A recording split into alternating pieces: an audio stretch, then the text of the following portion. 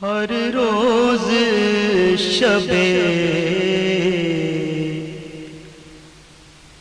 تنہائی میں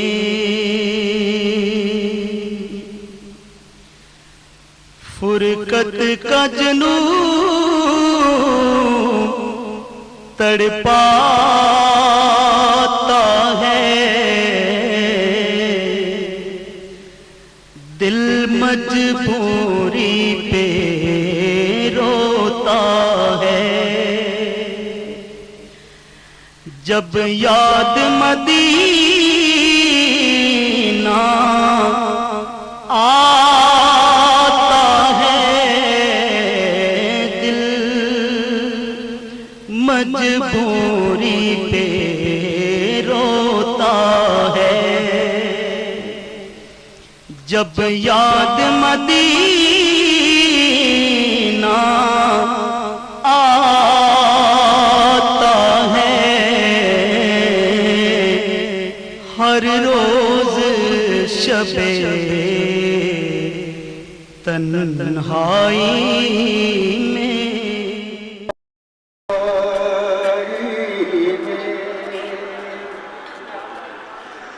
سجدوں کی کمائی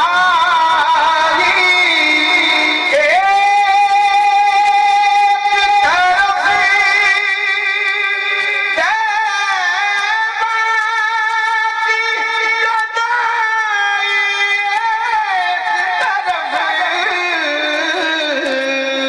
سجدوں کی کمائی ایک طرف،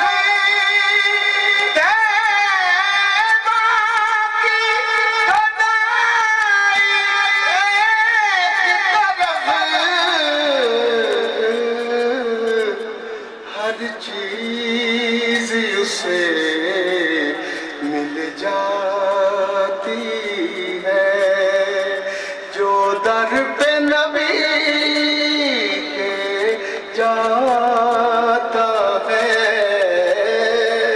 ہر چیز اسے مل جاتی ہے، سبحان اللہ، جو در پہ نبی جاتا ہے،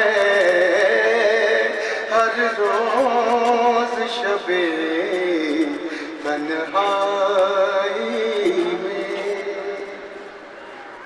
میرا ظرف کہاں تیری ذات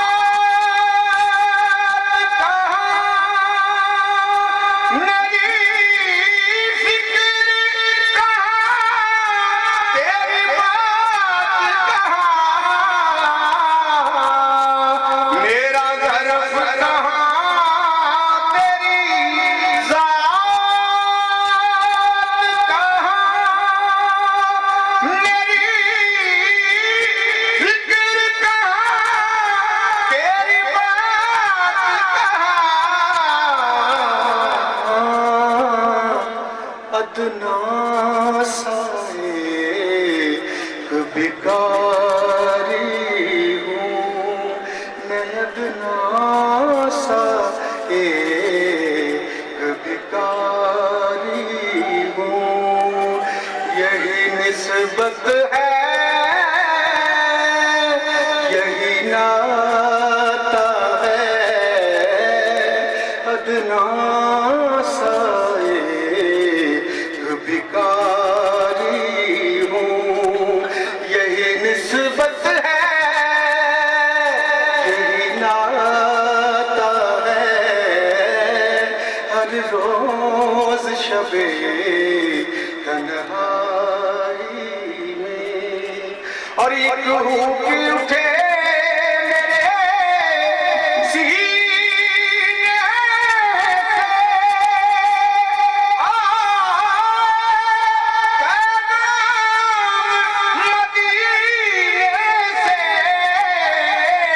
ایک روح کی اٹھے میرے سینے سے، پیغام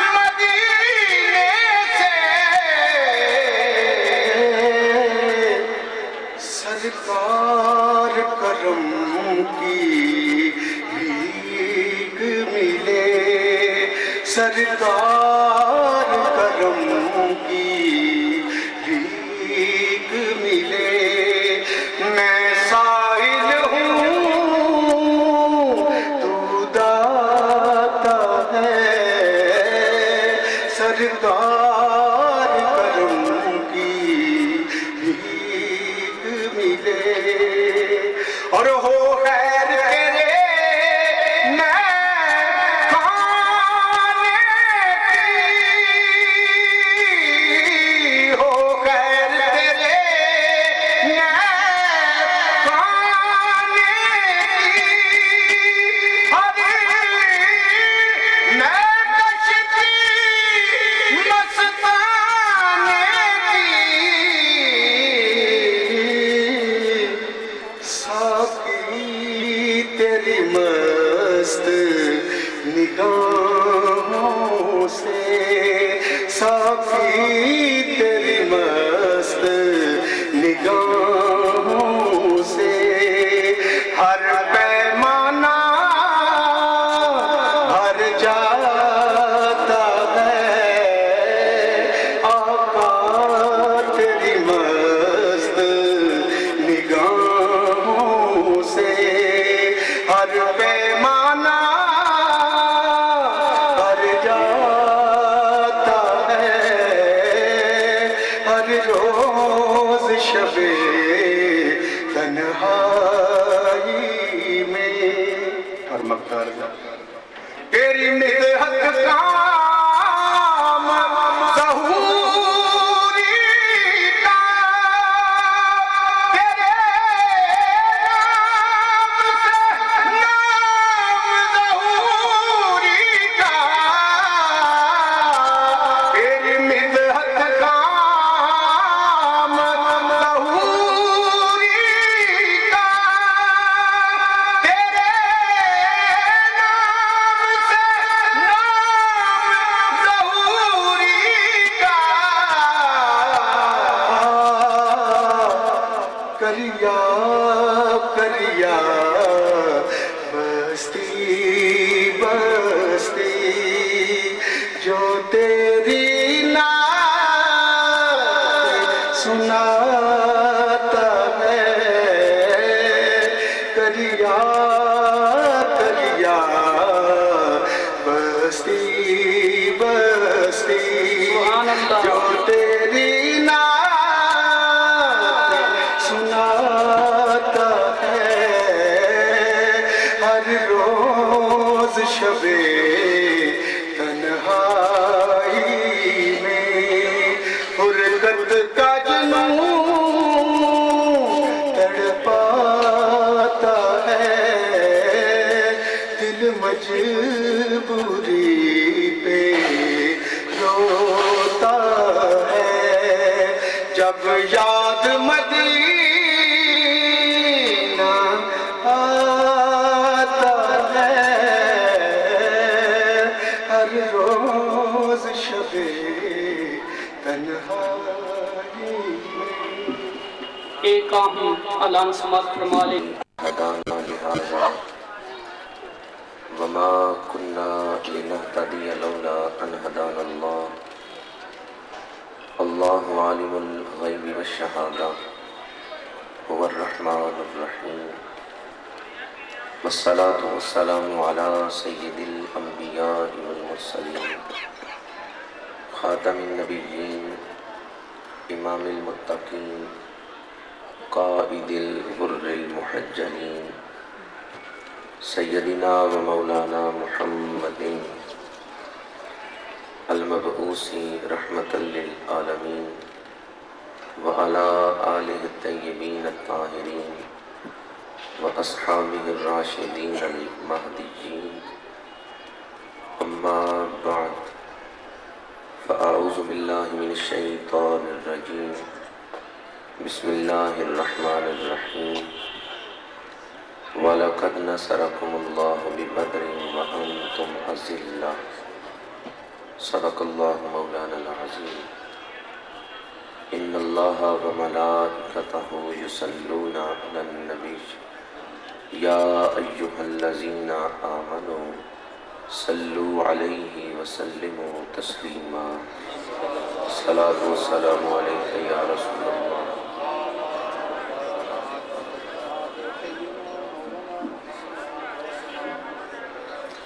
محبت کے ساتھ تمام حضرات درود شریف پیش کریں۔ الصلاۃ والسلام علیک یا رسول اللہ وعلی آلک واصحابک یا حبیب اللہ۔ الصلاۃ والسلام علیک یا خطیب الانبیاء والمرسلین وعلی آلک واصحابک یا رحمۃ للعالمین۔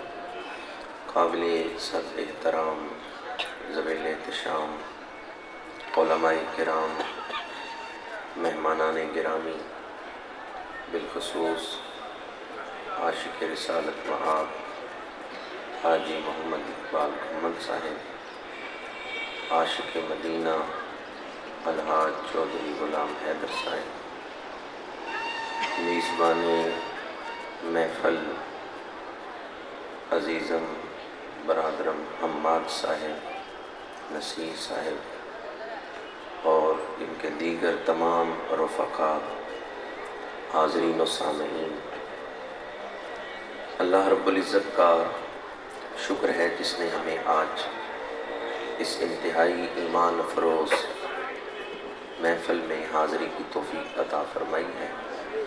دعا ہے کہ خالق کائنات تمام حاضرین کو اجر عظیم عطا فرمائے۔ 17 رمضان المبارک اس وقت صحابہ کرام میدان بدر میں فتح یاب ہو چکے تھے۔ امام الانبیاء صلی اللہ علیہ وآلہ وسلم کی عظمت، سچائی اور شان کھل کے دنیا پر سامنے آ چکی تھی اور واضح ہو چکی تھی۔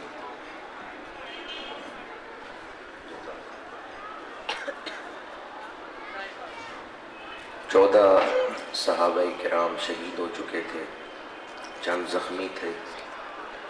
اس وقت زخمیوں کی مرہم پٹی ہو رہی تھی، اور جو شہید ہو چکے تھے ان کے لواحقین کے ساتھ صحابہ اظہار ہمدردی کر رہے تھے، اور کچھ ایسے تھے جو ایک دوسرے کو مبارکیں دے رہے تھے۔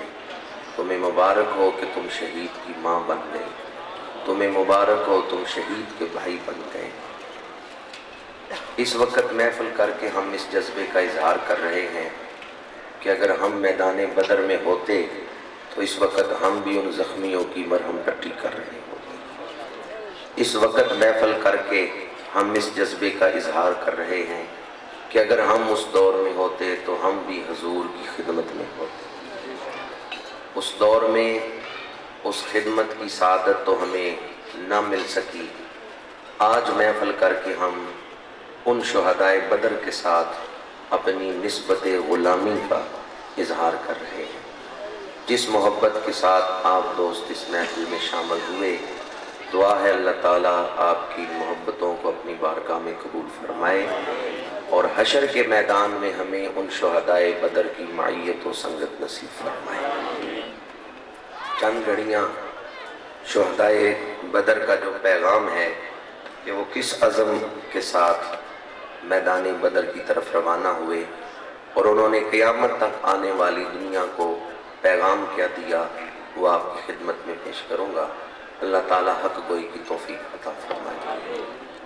انسان چند چیزوں سے فطرتاً بڑی محبت کرتا ہے، اولاد کی محبت، مال کی محبت، وطن کی محبت، اپنی جان سے محبت، ان چیزوں سے انسان فطرتاً محبت کرتا ہے۔ لیکن شہدائے بدر نے ہمیں جو پیغام دیا ہے وہ یہ ہے کہ حضور کی محبت ساری محبتوں پر غالب ہے۔ حضور کے لیے وطن چھوڑنا پڑے تو صحابہ نے اپنا وطن چھوڑ دیا ہے۔ حضور کے لیے مال لٹانا پڑے تو صحابہ نے اپنے مال لٹائے ہیں۔ حضور کے لیے اولاد قربان کرنا پڑے تو صحابہ نے اپنی اولادیں قربان کر دی، حتیٰ کہ حضور کی خاطر اپنی جان پیش کرنی پڑے تو صحابہ نے دریغ نہیں کیا، سوچ میں نہیں پڑ گئے، بلکہ اپنی جانوں کے نذرانے پیش کرنے کو بھی سعادت سمجھا ہے۔ صحابہ کرام کا عزم یہ تھا کروں تیرے نام پہ جان فدا، نہ بس ایک جان دو جہاں فدا، دو جہاں سے بھی نہیں جی بھرا، کروں کیا کروڑوں جہاں نہیں۔ حضور سے زیادہ کوئی چیز قیمتی، حضور سے زیادہ کوئی چیز مومن کو پیاری، حضور سب سے زیادہ پیارے ہیں۔ حضور علیہ السلام کے ساتھ تعلق سب چیزوں کے تعلق سے زیادہ اہم اور ضروری ہے، اور حضور کی خاطر کسی شے کی قربانی دینی پڑے۔ شہدائے بدر کا پیغام یہ ہے کہ جان، مال، اولاد، وطن، ان سب چیزوں کو امام الانبیاء کے نالین پہ قربان کرنا، یہی مومن کا شیوا ہے، یہی ایمان کا تقاضا ہے۔ نعرہ تکبیر، نعرہ رسالت، علماء اہل سنت۔ امام الانبیاء صلی اللہ علیہ وآلہ وسلم نے ہجرت فرمائی، مدینہ منورہ تشریف فرما ہوئے۔ اسلام بڑی تیزی سے پھیل رہا ہے۔ مشرکین مکہ، حاسدین مکہ، انہیں اسلام کی یہ شوکت، یہ عظمت کسی آنکھ نہیں بھا رہی۔ انہوں نے سوچا اگر اس وقت ہم نے کنٹرول نہ کیا تو اسلام تو عرب کی سب سے بڑی طاقت بن جائے گا، اور ہماری سرداریوں کے کلے جو ہیں وہ سرنگوں ہو جائیں گے، زمین بوس ہو جائیں گے۔ عبداللہ بن ابی کو خط لکھا کہ تم اگر مدینہ منورہ میں مسلمانوں کو ختم نہیں کر سکتے تو ہم ایک لشکر جرار لے کے آ رہے ہیں۔ عبداللہ بن ابی نے یہودیوں کے ساتھ مل کے مسلمانوں کے خلاف بڑی سازشیں کی، پر وہ کسی مقصد میں کامیاب نہ ہو سکا۔ امام الانبیاء صلی اللہ علیہ وآلہ وسلم کو مشرکین کے آنے کی خبر ملی تو آپ نے صحابہ کو جمع کیا، صحابہ سے مشورہ کیا کہ تمہاری کیا رائے ہے، مدینہ منورہ میں رہ کے دفاع کریں یا باہر نکل کے انہیں روکیں؟ جناب سیدنا صدیق اکبر، حضرت فاروق اعظم رضی اللہ تعالی عنہما، یہ جلیل القدر صحابہ کھڑے ہوئے اور عرض کیا یا رسول اللہ صلی اللہ علیہ وسلم، حضور ہم نے مکہ چھوڑا تو آپ کی خاطر، اب جو کچھ آپ حکم دیں گے ہمارے سر جھکے ہوئے ہیں۔ حضور نے فرمایا میرا اشارہ انصار کی طرف ہے۔ حضرت سعد بن عبادہ کھڑے ہوئے اور عرض کیا یا رسول اللہ صلی اللہ علیہ وسلم آپ ہمیں حکم دیں کہ تم سمندر میں کود جاؤ، ہم سمندر میں چھلانگے لگا دیں گے، یہ نہیں پوچھیں گے کہ کیوں حکم دیا کہ سمندر میں کود جاؤ۔ حضور ہم آپ کے ہر حکم پر سر تسلیم خم کیے ہوئے ہیں۔ حضور خوش ہوئے اور جہاد کی تیاری کرنے کی اجازت دی، حکم دیا۔ صحابہ گھروں میں گئے، جہاد کی تیاری کر رہے ہیں۔ اب شوق جہاد دیکھیں، جان لٹانے کا جذبہ دیکھیں، وہ جو اعلیٰ حضرت نے لکھا ہے، حسن یوسف پہ کٹی مصر میں انگشت زنا، سر کٹاتے ہیں تیرے نام پہ مردان عرب۔ سر کٹانے کا جذبہ دیکھیں، جان لٹانے کا شوق دیکھیں۔ حضرت سعد اور ان کے والد جناب خیسمہ، باپ بیٹا گھر میں بیٹھے گفتگو کر رہے ہیں۔ باپ کہتا ہے میں نے جہاد پہ جانا ہے، بیٹا کہتا ہے میں نے جانا ہے۔ باپ کہتا ہے میں بوڑھا ہوں، پتہ نہیں آئندہ میری زندگی میں کوئی جہاد کا موقع آئے یا نہ آئے، اور میں شہادت سے محروم رہ جاؤں، مجھے جہاد پہ جانے دو۔ بیٹا کہتے ہیں ابا جان میدان جہاد میں جوان بازوؤں کی ضرورت ہے، قوت بازو درکار ہے، میں جوان ہوں مجھے جانے دیں۔ باپ اور بیٹا دونوں شوق شہادت سے بھرے ہوئے ہیں۔ آگے حضور کی خدمت میں یا رسول اللہ فیصلہ فرمائیں، ہم میں سے کون جنگ پہ جائے؟ حضور نے فرمایا قرعہ اندازی کر لو۔ قرعہ ڈالا گیا اور قرعہ بیٹے کے نام کا نکل آیا، جناب سعد کے نام کا قرعہ نکل آیا، اور پھر وہ میدان جنگ میں شہید ہوئے۔ کیسا شوق شہادت ہے کہ ہر کوئی چاہتا ہے میں میدان جہاد میں جاؤں۔ حضرت جناب عوف بن حارث رضی اللہ تعالی عنہ، زرہ پہنی ہے، حضور کی خدمت میں آئے ہیں۔ ما یدھک الرب عن عبدہ، یا رسول اللہ کون سی چیز ہے جس سے اللہ خوش ہو جاتا ہے؟ اپنے بندے سے رب خوش ہوتا ہے، وہ کون سا عمل ہے؟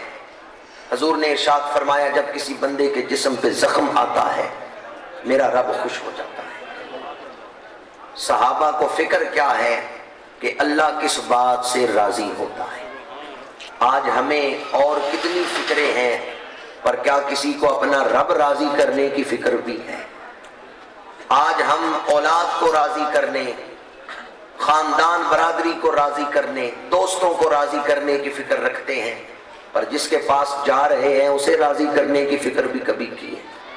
توحید تو یہ ہے کہ خدا حشر میں کہہ دے یہ بندہ دو عالم سے خفا میرے لیے ہے۔ اللہ تعالیٰ فرمائے اس بندے نے یہ جو کام کیا ہے میری رضا کے لیے کیا۔ یہ فکر پیدا ہو جائے تو ہم صحابہ کرام کے نقش قدم پر چل رہے۔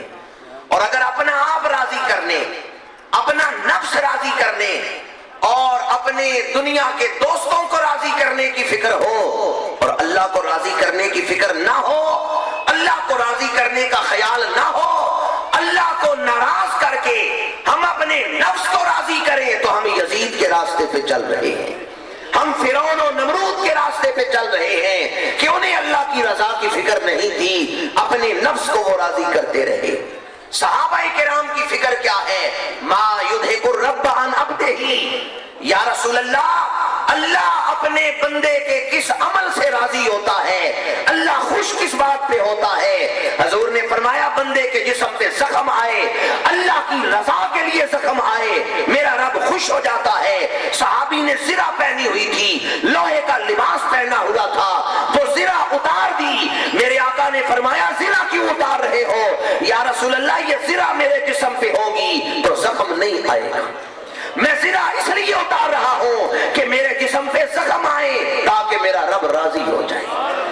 صحابہ کو زخم کھانے کی آرزو ہے، صحابہ کو اپنا سینہ زخموں سے سجانے کی آرزو ہے، اور قیامت کے دن جب شہید آئیں گے اپنے زخموں کے ساتھ، ان کے زخموں سے خوشبو آ رہی ہے، ان کے زخم مہک رہے ہوں گے، ان کے زخم چمک رہے ہوں گے۔ کیا ہمیں بھی اللہ کی رضا کے لیے کوئی زخم آیا ہے؟ کیا ہم نے بھی اللہ کے دین کی اشاعت کے لیے، کیا ہم نے بھی اللہ کے دین کو عام کرنے، پھیلانے کے لیے، اپنے گھروں میں نافذ کرنے کے لیے آج تک کوئی ایک زخم بھی برداشت کیا ہے؟ کلمہ تو ہم اس پیغمبر کا پڑھتے ہیں جنہوں نے طائف کے بازار میں 2 میل تک جسم مبارک پہ پتھروں کے زخم برداشت کیے۔ صحابہ کرام رضوان اللہ تعالی علیہ مجمعین، انہیں زخم کھانے کی آرزو ہے۔ ایک بہت بڑا معاشرتی مسئلہ، اسے بھی صحابہ کرام کے حوالے سے، بالخصوص پیغام بدر کے حوالے سے عرض کرنا چاہتا ہوں۔ 2 ننھے صحابی ہیں، معوذ و معاذ، آئے حضور کی خدمت میں، یا رسول اللہ ہمیں بھی اجازت بخشیں کہ ہم آپ کے مجاہد بن کے میدان بدر میں جائیں۔ امام الانبیاء نے بڑے سے فرمایا اس کا قد ٹھیک ہے، اسے اجازت ہے میدان میں جائے، اور چھوٹے سے کہا تمہارا قد چھوٹا ہے، عمر تھوڑی ہے، تم نہیں میدان جنگ میں جا سکتے۔ تو چھوٹا جو مجاہد ہے وہ اپنی ایڑیوں کے بل کھڑا ہو گیا، ایڑیاں اونچی کر لی، انگلیوں پر زور سارا ڈالا، یا رسول اللہ دیکھیں میرا قد اونچا ہے۔ حضور نے فرمایا ایڑیاں بھی تو اٹھائی ہوئی ہیں۔ عرض کیا یا رسول اللہ قد بے شک میرا چھوٹا ہے اور اس بھائی کا قد بڑا ہے، لیکن قوت میرے اندر زیادہ ہے، طاقت میرے اندر زیادہ ہے، بے شک کشتی کروا کے دیکھ لیں۔ حضور مسکرائے، فرمایا ٹھیک ہے کشتی کر کے دکھاؤ کس کا زور زیادہ ہے۔ اب چھوٹا بھائی بڑے کے قریب ہوا اور کان میں کہنے لگا تم تو سلیکٹ ہو گئے ہو، میری خاطر تم گر جاؤ گے تو میں بھی منتخب ہو جاؤں گا، میں بھی حضور کو پسند آ جاؤں گا۔ اب آپ جانتے ہیں دونوں بھائی کشتی کرتے ہیں، گرا کون تھا؟ بڑا بھائی گرا، زمین پہ اس کی پشت لگی، چھوٹا چھاتی پہ چڑھ بیٹھا اور کہنے لگا یا رسول اللہ دیکھیں میں نے اس کی پشت لگا دی ہے، میری جرت زیادہ ہے۔ بڑا بھائی نیچے گر کے پشت لگوا کے بھی مسکرا رہا ہے۔ اب معاشرتی ایک مسئلہ ہے جس کا حل صحابہ کی زندگی سے پیش کرنا چاہتا ہوں۔ بڑا وہی ہے جو چھوٹے بھائی کی خاطر گرنا گوارا کر لیتا ہے۔ آج ہم نے دیکھا بھائی بھائی سے لڑ رہے ہیں، گھروں میں دیواریں بنی ہوئی ہیں اور ہر کوئی کہتا ہے میں بڑا ہوں، میں زیادہ طاقت رکھتا ہوں۔ پر بدر کے صحابہ نے پیغام دیا بڑا وہی ہے جو چھوٹے کی خاطر گرنا گوارا کر لیتا ہے، بڑا وہی ہے جو چھوٹے کی خاطر گرنا پسند کر لیتا ہے، وہی بڑا بھائی ہے۔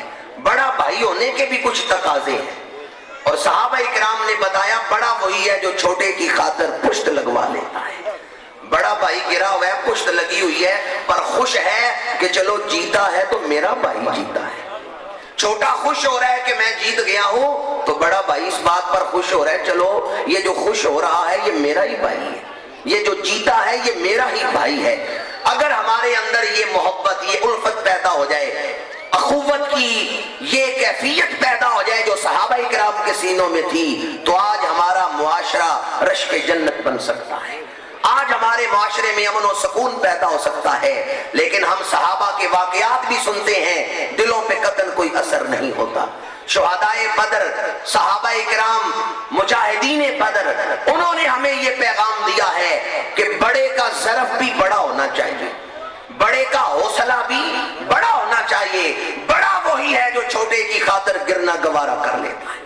صحابہ کرام 313 کی تعداد میں مدینہ منورہ سے نکلے، بعض مورخین نے مختلف تعداد بیان کی، 317، 319، زیادہ تواتر کے ساتھ 313 کی تعداد کو بیان کیا گیا۔ مدینہ منورہ سے نکلے، پہلی منزل پہ جب حضور ٹھہرے،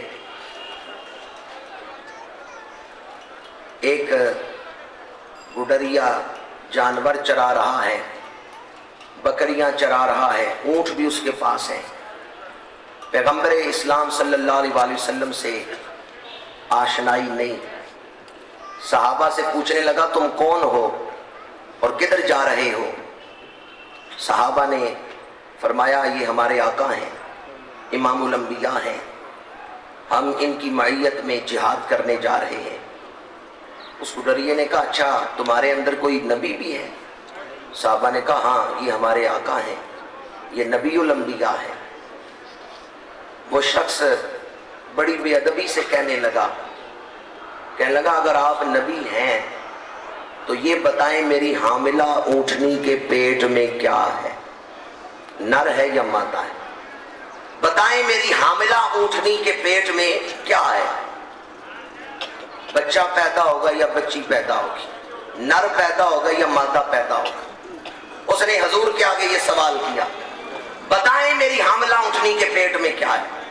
ایک صحابی آگے بڑھے، انہوں نے اس گڈریا کے کاندھوں کو پکڑ کے پیچھے کھینچا اور کہا یہ سوال حضور سے نہ کر، یہ سوال مجھ سے کر، میں تجھے بتاتا ہوں تیری حاملہ اونٹنی کے پیٹ میں کیا ہے۔ جب غلام جواب دینے کو تیار ہے، آقا سے سوال کیوں کر رہا ہے؟ یہ شان ہے خدمت گاروں کی، سردار کا عالم کیا ہو۔ نعرہ تکبیر، نعرہ رسالت، نعرہ حیدری، عظمت و شان مصطفیٰ، عظمت و شان مصطفیٰ۔ آج کتنی شانیں ایسی ہیں جنہیں ہم حضور کے حوالے سے بیان کرتے ہیں تو لوگ حیران ہوتے ہیں کہ کیا امام الانبیاء میں یہ شانیں تھی؟ میں کہتا ہوں حضور کے غلاموں کو دیکھ لو، اللہ نے جو شانیں حضور کے غلاموں کو عطا کی ہیں، آقا میں وہ شانیں کیوں کر نہیں ہوں؟ جن کے غلاموں کو اللہ نے عزتیں بخشی، جن کے غلاموں کو اللہ نے طاقت بخشی۔ حضرت سلیمان علیہ السلام بڑی شان والے پیغمبر ہیں، ان کا درباری آصف بن برخیا اگر 1600 میل دور پڑا ہوا تخت چشمے زدن میں اٹھا کے لا سکتا ہے، اگر جناب آصف بن برخیا جو دربار سلیمانی میں بیٹھنے والے ہیں ان کی شان یہ ہے تو دربار محمدی میں بیٹھنے والوں کی شان کیا ہوگی؟ کیا خیال ہے دربار سلیمانی کی شان زیادہ ہے یا دربار محمدی کی شان زیادہ ہے؟ سارے نہیں بولے، سب سے اولا و اعلیٰ۔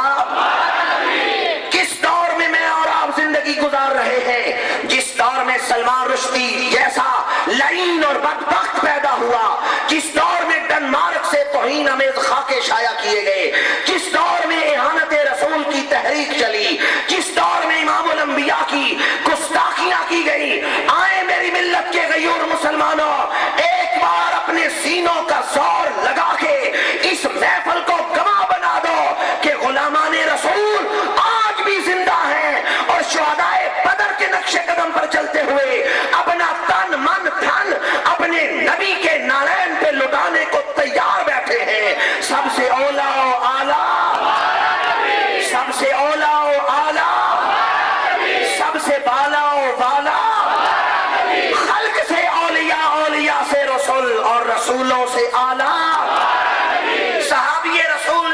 ذریعے سے کہا تو حضور سے پوچھتا ہے کہ اس حاملہ اونٹنی کے پیٹ میں کیا ہے؟ آقا سے نہ پوچھ، مجھ سے پوچھ، میں تجھے بتاتا ہوں تیری حاملہ اونٹنی کے پیٹ میں کیا ہے۔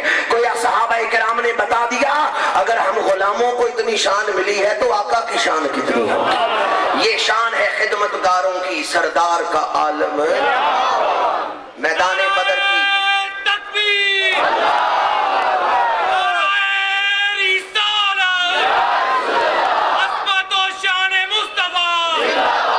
شہدائے بدر نے ہمیں غیرت اسلام کا درس دیا ہے۔ شہدائے بدر نے ہمیں شوکت اسلام، عظمت اسلام کے اظہار کا درس دیا ہے۔ شہدائے بدر نے ہمیں جذبہ جانثاری دیا ہے۔ شہدائے بدر نے ہمیں وفا کرنے کا درس دیا ہے۔ میرے آقا نے فرمایا میرا رب بھی غیرت والا ہے، میں بھی غیرت والا ہوں، اور فرمایا سعد بن عبادہ میرے صحابی بھی غیرت والے ہیں۔ اللہ بھی انہ لغیور وانا اغیر منہ واللہ اغیر منی، یہ حضور کی حدیث ہے۔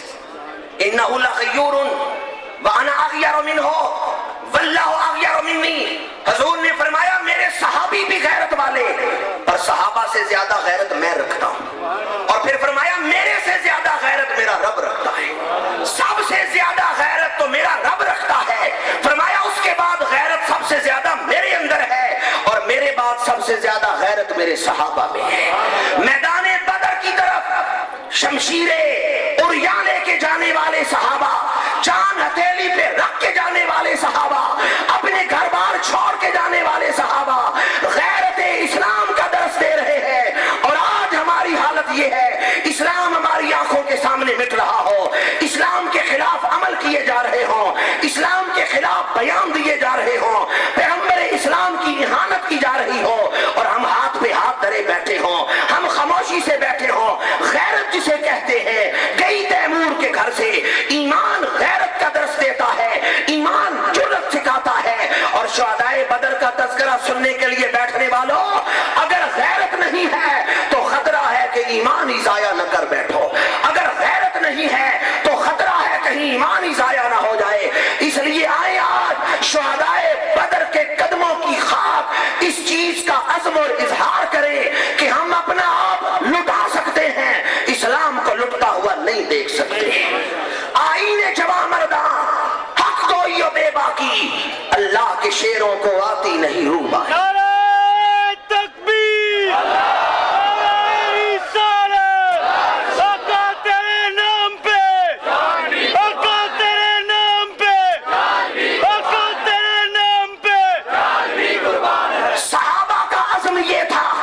شہدائے بدر کی غیرت یہ ہے کہ خون دل دے کے نکھاریں گے رخ برگ گلاب، ہم نے گلشن کے تحفظ کی قسم کھائی ہے۔ کوئی ہے جو آج صحابہ کی سنت میں عمل کرتے ہوئے اسی عزم کا اظہار کرے کہ ہم اپنے آپ کو لٹا کے قربانیاں دے کے اسلام کی حفاظت کریں گے؟ چند دوستوں نے انشاءاللہ کہا ہے۔ یہ بات یاد رکھیں، اسلام ہمارا محتاج نہیں، اسلام ہمارا محتاج نہیں ہے، ہم اسلام کے محتاج ہیں۔ ہم نہ بھی خدمت کریں نہ بھی مدد کریں، اللہ کے دین کو کوئی فرق نہیں پڑے گا۔ اللہ خود حفاظت کرنے والا ہے، اللہ خود پھیلانے والا ہے۔ یہ تو دعا کرنی چاہیے پروردگار ہمیں دین کی خدمت کے لیے چن لے، ہمیں منتخب کر لے، ورنہ اللہ کا دین ہمارا محتاج نہیں۔ وہ رب چاہے تو ابابیلوں سے ہاتھی مروا سکتا ہے، وہ رب ہمارا محتاج نہیں ہے، ہاں ہم محتاج ہیں، ہم دین کی خدمت کے محتاج ہیں، دین ہمارا محتاج نہیں ہے۔ صحابہ کرام رضوان اللہ تعالی علیہ مجمعین نے حضور علیہ السلام سے اس وفا اور محبت کا اظہار کیا کہ حضور ہم اپنی جانیں لٹا کے شجر اسلام کو خون کے ساتھ آبیاری کریں گے۔ صحابہ کے بالخصوص شہدائے بدر کی زندگیوں میں کتنے پیغامات ہیں جنہیں اس تھوڑی سی نشست میں تمام تر کو بیان نہیں کیا جا سکتا۔ آخری بات عرض کر رہا ہوں، میدان بدر میں پہنچے تو سامنے اپنے عزیز کھڑے ہیں، کسی کا باپ کافروں کی طرف سے آیا، کسی کا بھائی کافروں کی طرف سے آیا، کسی کا ماموں کافروں کی طرف سے آیا۔ میرے آقا علیہ السلام نے صحابہ کی صف بندی کی، جنگ شروع ہوئی، تو کسی نے یہ نہیں کہا حضور میرا ماموں کافروں کی طرف ہے میں تلوار نہیں چلاؤں گا. سیدنا فاروق اعظم نے اپنے ماموں کے خلاف تلوار چلائی ہے. سیدنا ابو عبیدہ نے اپنے والد کے خلاف تلوار چلائی ہے. اور سیدنا صدیق اکبر نے جنگ کے بعد ایک موقع پر اپنے بیٹے سے جب اس نے کلمہ پڑھ لیا ہے اپنے صاحبزادوں سے فرمایا ہے بیٹا میدان بدر میں تو دشمنوں کی طرف سے تھا میری تلوار کی زد میں نہیں آیا. اگر ایک دفعہ بھی تو میری تلوار کی زد میں آ جاتا میں یہ نہ دیکھتا کہ تو میرا بیٹا ہے, میں یہ دیکھتا تو مشرکین کی طرف سے آیا میں تیرا سر قلم کر دیتا. صحابہ کا عزم یہ تھا کہ رشتے تمام توڑ کے سارے جہاں سے ہم وابستہ ہو گئے ہیں تیرے آستہ سے ہم. صحابہ کرام رضوان اللہ تعالیٰ علیہ مجمعین کو سب رشتوں سے زیادہ پیارا ایمان کا رشتہ تھا, سب رشتوں سے زیادہ پیارا غلامی رسول کا رشتہ تھا. اور حضور کے ہر حکم پہ نظم و ضبط کے ساتھ صحابہ کرام نے جہاد کیا, سر تسلیم خم کیا. اللہ نے ان کے جذبے کو ایسی پذیرائی بخشی, حضور کی دعاؤں کو ایسا شرف قبولیت بخشا, اجابت نے بڑھ کے گلے سے لگایا بڑی شان سے جب دعائے محمد. حضور صلی اللہ علیہ وآلہ وسلم کی دعا آگے بڑھتی ہے, اجابت گلے سے لگا رہی ہے. یعنی حضور علیہ السلام کی دعاؤں پر اللہ نے عظیم الشان فتح عطا فرمائی. آج ہم شکر کرتے ہیں اللہ تعالیٰ نے عالم اسلام کو عظیم فتح عطا فرمائی. بدر کا دن شوکت اسلام کا دن, بدر کا دن صحابہ کی وفاؤں کو تازہ کرنے کا دن, اور بدر کا دن اسلام سے وفا کا عہد باندھنے کا دن ہے. آج ہم سبزی منڈی کے اس ماحول میں یہ عہد کرتے ہیں کہ جب تک جسم میں جان ہے حضور سے وفا کریں گے, جب تک جسم میں جان ہے اسلام سے وفا کریں گے. مجھے برادرم حماد صاحب نے اس حوالے سے بھی کہا کہ چونکہ آپ احباب محبت اور کثرت سے ماشاءاللہ تشریف فرما ہے, صحابہ کرام نے بڑے نظم و ضبط سے اور ڈسپلن سے جہاد کیا ہے. تو خدا را آج ان صحابہ کا ذکر جب ختم ہو تو کہیں ایسا نہ ہو کہ آپ احباب افطاری کے وقت تمام تر اصول اسلام کو ایک طرف رکھتے ہوئے اور بے صبری کا مظاہرہ کریں. انتظامیہ نے آپ کے لیے افطاری کا خوبصورت اہتمام کیا ہے. خدا را نظم و ضبط کے ساتھ, حوصلے کے ساتھ, صبر کے ساتھ, ڈسپلن کے ساتھ آپ جو ہیں وہ بیٹھیں تاکہ کسی دوست کی بھی حق تلفی نہ ہو, کسی دوست کی بھی دل شکنی نہ ہو. جہاں سارا دن آپ نے صبر کیا ہے اگر 5-7 منٹ اور صبر کر لیں گے تو اس سے کوئی حرج نہیں ہوگا. اس لیے آرام اور سکون کے ساتھ آپ کے لیے ان دوستوں نے انتظام کیا ہے.